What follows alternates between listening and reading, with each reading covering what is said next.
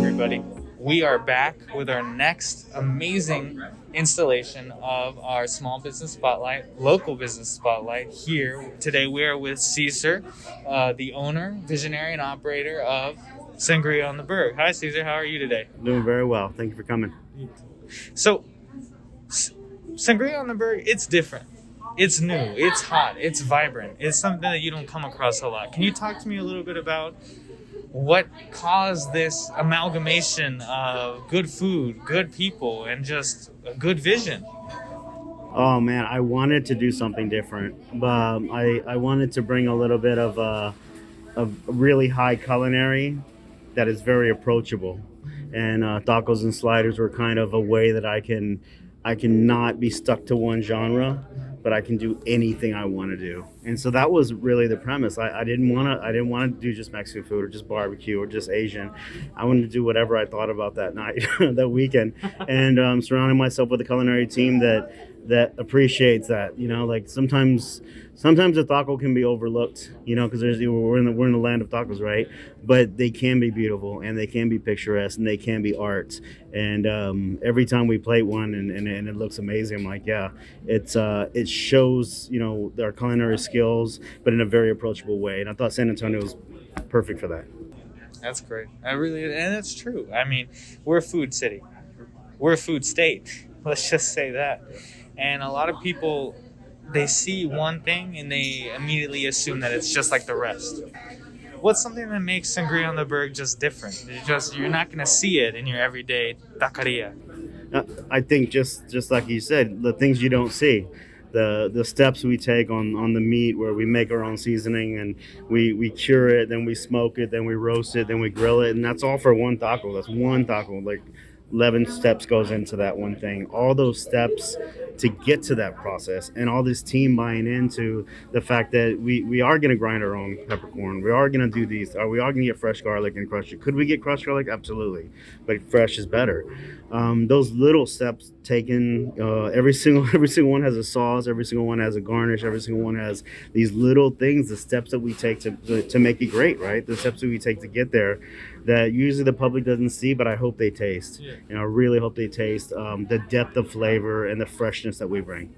So now we're moving into a new era. As you know, we don't need to speak on it. Everyone speaks on it. But moving into this new era, we're moving into a new San Antonio. What are you hoping that the people of San Antonio can take as a footstep, following in your footsteps about paving your own way, doing something new? What's something that you would want to share to that person who doesn't know whether or not to take that leap or to understand the value of a small business or a locally owned business?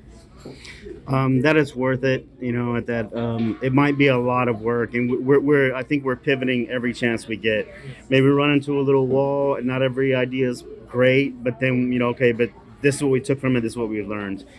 We've changed from a to-go only spot to a market. We had a little market in here. Then we got rid of the market, had a little bit of seating. Then we started doing delivery. I mean, we've changed and pivoted. We did family meals because everybody's at home, right? The kids have to eat. Can be a meal just for the adults, which we feed mostly. But is it appealing to the kids? Is it appealing to the whole family? And it's been our team's willingness to say, okay, that didn't work. Pivot.